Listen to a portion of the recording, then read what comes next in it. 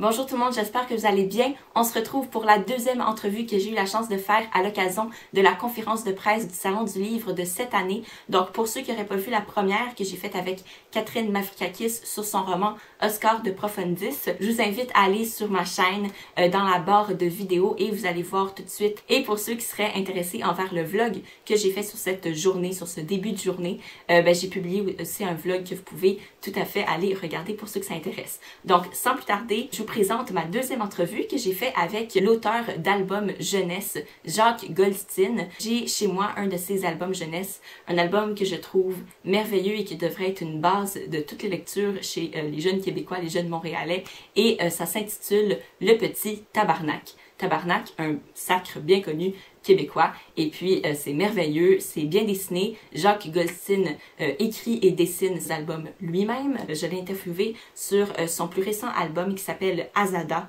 et qui a rapport avec un jeune enfant et une photographe.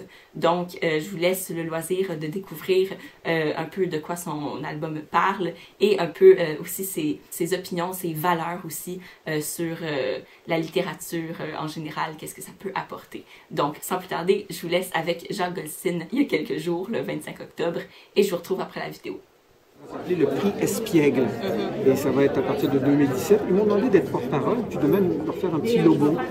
Et c'est pour récompenser, ils ont dit, bon, ben, on ne peut pas donner le prix pour le petit tabarnak, mais ça va être pour un livre un peu similaire, une espèce de pavé dans la mare, un livre qui va déranger un petit peu. Alors, ils m'ont demandé de faire un petit dessin, puis de porte-parole. Le petit dessin, j'ai pensé, je me suis dit, peut-être une grenouille qui lance un livre dans une mare fréquente, ou alors peut-être un lance-pierre, un slingshot, et puis c'est... Pour que ça provoque dans un livre, en fait. J'ai même pas... Ah ouais, oui. Ah ça, le lance-pierre, j'aime bien. Oui, oui. Ou la grenouille qui... Non, mais je pense que ça va être le lance-pierre. Oui, non, c'est le lance-pierre.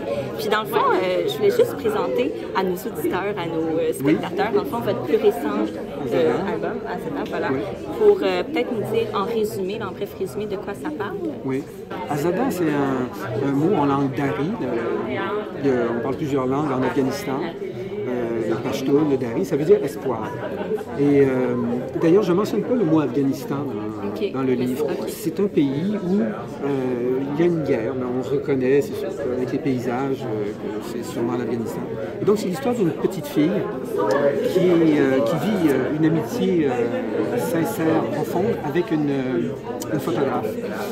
Et l'histoire du livre est née en 2014 quand une photographe allemande qui s'appelait Anja Niedringhaus, c'est une photographe allemande qui est décédée de façon très brutale. Elle a été assassinée en Afghanistan. C'était une photographe extraordinaire, très très audacieuse, mais en même temps, c'était pas quelqu'un qui était casse-cou. C'est quelqu'un qui a remporté le prix Pulitzer, qui est quand même, c'est pas n'importe quoi. Elle a remporté aussi le prix Courage du Women Media Foundation, je pense. Donc, c'est quelqu'un qui a une carrière fabuleuse. Elle est allée en Bosnie, en Irak, etc. Mais c'est pas un photographe de guerre comme on l'entend, qui va faire des photos spectaculaires, etc. Non, c'est des gens qui ont photographié les enfants, entre autres. Puis des photos assez drôles parfois, touchantes. Et cette femme-là est morte parce que, bon, il y a quelqu'un qui a perdu la tête. C'est un Afghan, un soldat afghan qui... son village s'est fait bombarder et il a vu deux femmes dans une voiture. Anja Niedringhaus, c'est une journaliste canadienne qui s'appelle Cathy Gannon. Et il a tiré et Anja Niedringhaus est décédée. Cathy Gannon a survécu. Et c'est une très grande journaliste de Toronto. Et cette histoire m'a obsédé pendant longtemps, m'a vraiment touché. Et donc j'ai essayé d'imaginer, en me basant un peu sur les photos, de voir cette photographe-là qui va dans un pays qui est extrêmement lointain. Et ça prend un courage immense aussi d'aller dans un pays pour une femme, premièrement être une femme, débarquer dans un pays comme l'Afghanistan, et ensuite aller dans des zones dangereuses, des zones sensibles. Et moi, je ne le fais pas. Je rêverais d'aller en Afghanistan dans d'autres circonstances. Mais cette femme-là a fait ça. Et puis, donc, j'ai imaginé une histoire d'amitié entre une petite fille qui a été contaminée en fait par Anya Niedringhaus. Et cette petite fille-là, elle dit, quand elle apprend qu'Anya va s'en aller, elle dit « Emmène-moi avec toi, emmène-moi ». Et c'est ça. C'est super. Puis j'avais une autre question, une dernière question, qui a moins rapport avec Azada et plus rapport avec votre processus d'écriture, dans le fond. Je me demandais, est-ce qu'il y a un moment particulier, à partir du moment où vous pensez à un prochain album jusqu'à sa publication, un moment que vous aimez dans le processus de création, que vous chérissez à chaque fois que vous faites un nouveau projet? Ça, c'est drôle. Si on pense, par exemple, Le Petit Tabarnak ou L'Arbre à gants ou Azada, c'est des livres qui se font d'une traite. Puis il n'y a pas de torture, il n'y a pas de... C'est vraiment... Mais c'est des livres auxquels j'ai pensé pendant des mois ou même des années. Alors, le cinéma, il se fait dans ma tête et je vois chaque page et puis je vois... Et là, c'est de ciseler les mots, de ciseler pour que ça sonne bien, la sonorité, l'oralité. Parce que vous faites un double travail en même temps, celui de l'image puis du texte qui va s'ajouter. Exactement. Puis quand je commence à écrire, eh bien, je vois l'image dans ma tête et je fais souvent un petit croquis pour aller tout de suite avec. Alors des fois, quand mon petit croquis est fait, eh bien, j'enlève des bouts de phrases parce que je me dis, ben non, on le voit dans le dessin, pas besoin de... Alors, c'est fantastique parce que des fois, quand on reçoit des textes qui sont écrits par des auteurs, eh bien, on a envie de lui dire ça. Tu peux pas enlever la deuxième phrase parce qu'on le voit tellement bien. Il y en a qui disent non, le texte est enchâssé, on peut pas... Alors que je trouve ça formidable, on peut faire les deux parce que là, on modèle l'un avec l'autre. Mais ça se fait vraiment d'une traite et puis il n'y a pas de coup de fouet, il n'y a pas d'angoisse. C'est vraiment, ça se fait tout seul. C'est vraiment c'est fluide. C'est un peu comme s'il y avait tout le storyboard qui était dans ma tête et puis là, bon, il s'agit de faire la cuisine. C'est comme ça.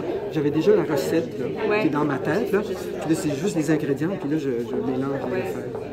Ça, je pense que c'est ça le secret. Il n'y a pas de processus de création qui est difficile. Le processus, il se fait quand je fais du vélo, quand je suis vous avez l'inspiration dans ma douche, partout.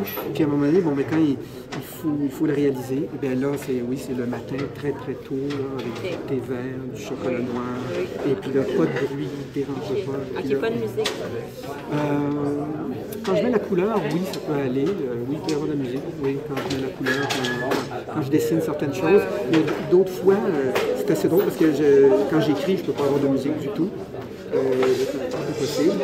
Et quand je dessine, parfois, je suis obligé de détendre. Merci beaucoup.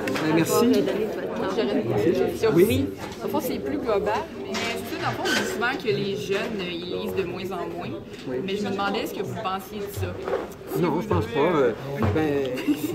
Moi, je trouve ça, quand tu vas au Salon du Livre, tu vois tous ces jeunes qui sont là. Et en même temps, il y a des données statistiques. On va dire quoi? Il y a 20% de gens qui sont des analphabètes fonctionnels au Québec. C'est même pas 20%, je pense que c'est 35%. C'est 40%. Monté à 55%. Mais c'est terrible. Ça veut dire que quelqu'un n'est pas capable de lire cette phrase-là. Il va déchiffrer peut-être les mots, quelques adjectifs, des choses comme ça, mais il ne pourra pas lire un livre au complet, une page au complet. C'est une prescription de médicaments, là. Oui. Il y a des gens qui sont pas en mesure de bien prendre leurs médicaments parce qu'ils ne savent pas déchiffrer. Ça leur prend un pharmacien, ou alors un bail, ou alors simplement un contrat, ou des choses comme ça, ou simplement un article de journal un petit peu. Puis la lecture, on le sait, ben, c'est des subtilités, c'est utiliser tel mot plutôt que tel mot. Alors je me dis, c'est quand même bizarre, vraiment, c'est assez étrange. Quand je vais au Salon du Livre, tu vois tous ces gens, ces cohortes de gens qui font la queue pour avoir des livres, tu te dis, ben, tout le monde lit en fait. Hein. Et à un moment donné, tu rencontres des gens qui n'ont jamais ouvert un livre. Aïe, aïe, aïe, ça c'est... Pourtant, tu peux fonctionner normalement, tu peux même avoir un ordinateur, puis tu peux regarder des émissions de télévision, tu peux voter, etc. Mais en même temps, c'est inquiétant. Quand j'étais plus jeune, peut-être quand j'avais 15 ans, 16 ans, je me disais, et c'est fantastique, on se dirige avec la démocratisation de l'éducation, on se dirige vers un monde où tout le monde va aller, non seulement à l'école, on n'entendra plus parler de personnes qui vont dire, bon, moi j'ai une 9e année, ou j'ai une 3e année forte, des choses comme ça. Et non, on va tous aller à l'université. Et non, ça ne s'est pas réalisé comme ça. Mais qu'est-ce qui s'est passé? Qu'est-ce qui fait que ça ne marche pas? C'est immuable, c'est comme ça. Peut-être qu'on peut offrir énormément de capacités, de choses aux gens, puis malgré tout, malgré tout, ça ne marchera pas, la sauce ne va pas prendre. Encore qu'il faut prendre des pays en exemple. Il faut aller en Suède, il faut aller en Finlande. Pourquoi ça marche? Qu'est-ce qui fait que ça... Et en même temps, le fait d'avoir de la lecture, ça a un effet direct aussi sur la société en général.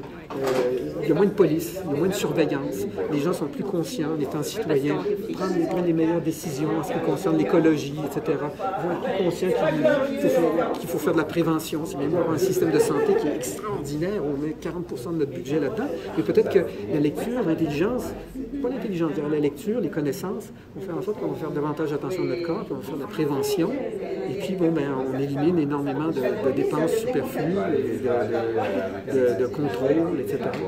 C'est ce que je nous souhaite, mais des fois, c'est un peu décourageant. Les personnes, laisser les enfants lire qu'est-ce qu'ils aiment, puis pas leur dire non, ça, c'est des bandes dessinées, c'est pas assez bon, faut absolument ça. Parce que moi, je travaille dans une bibliothèque pour enfants, puis je les vois, qu'est-ce qui intéresse les enfants, puis des fois, les parents, il y a mieux qu'ils lisent rien pantoute que lire un manga ou une bande dessinée, puis moi, ça me dépasse, parce que je me dis, au moins, ils lisent quelque chose. C'est pas grave s'il y a des images. J'ai commencé comme ça, moi aussi, en lisant des Tintins, puis des choses comme ça, puis à un moment donné, il y a eu mon père là, qui m'a dit, mais essaie de lire ce livre-là. Je dis, il n'y a pas d'image. Là, j'ai commencé à lire, mais ça ne me tentait pas. Puis au bout de la 6e page, il y a des images qui sont apparues dans ma tête. Donc, merci papa, écoute, c'est vraiment là, c'est une chance qui m'a poussé dans le derrière. Mais je collabore aussi avec un groupe depuis des années, un groupe qui fête ses 25 ans, qui s'appelle JAME, J-A-M-E, ça veut dire J'apprends avec mon enfant. Et c'est un groupe qui œuvre à Verdun, à Pointe-Saint-Charles, à Saint-Henri. Et c'est un groupe d'accompagnement à la lecture. Donc, c'est 80 ou même 100, une centaine de bénévoles. Ils sont jumelés avec un enfant, un jeune. Et ce bénévole-là est scruté, vraiment autorisé à aller dans cette famille-là et pour faire de la lecture. Donc, l'enfant va à la bibliothèque ou va chez Jeanne, par exemple, parce qu'ils ont leur local à Verdun, va prendre des livres et il attend son tuteur ou la personne avec laquelle il est jumelé. Et c'est des enfants qui ont entre 5 ans, 6 ans et, mettons, 8 ans, quelque chose comme ça. Peut-être même des fois, ça peut être un petit peu plus vieux. C'est vraiment une porte d'ouverture sur les livres. C'est souvent dans des milieux défavorisés. C'est souvent aussi des enfants qui sont de familles d'immigrants. Alors moi, quand tu rencontres ces familles-là, souvent ils parlent pas très bien français, pas très bien anglais non plus. C'est des gens qui viennent de Somalie, de Chine, d'Amérique du Sud, etc. Et donc, il n'y a pas de livre chez eux. Puis en plus, ils ne maîtrisent pas très bien la langue française. Donc, ce tuteur-là est une personne tellement importante pour ça. Et donc, Jeanne fête ses 25 ans. Ils font un travail colossal, immense dans leur communauté. Et moi, ce que je souhaiterais, ce serait que ces organismes-là n'aient pas besoin d'argent. On parle de la bibliothèque, on dit c'est précieux, c'est important, c'est primordial. Voilà, c'est terminé. Comme vous pouvez remarquer, ça finit un petit peu brusquement. Il n'y a pas eu de fin proprement dite, mais c'est qu'on est resté tellement après l'heure où la conférence était terminée et que le local devait fermer, qu'il a fallu un peu finir ça en queue de poisson et s'enfuir un peu du local. Fait que je voulais pas... ma caméra avait déjà presque plus de batterie. Donc voilà, c'est pour ça que ça finit un petit peu en queue de poisson. Mais j'espère tout de même que le reste aura été captivant, intéressant pour vous. Et que pour ceux qui ne connaissaient pas Jacques Goldstein, invité d'honneur cette année au salon, ben vous irez y jeter un coup d'œil parce qu'il fait vraiment... des ouvrages vraiment chouettes. Je l'apprécie beaucoup. Alors, pour ceux qui habitent Montréal, Québec, dans les environs, on se voit au Salon du Livre en novembre, mi-novembre. Et pour les autres, on se voit dans la prochaine vidéo. Bye bye, passez une belle journée.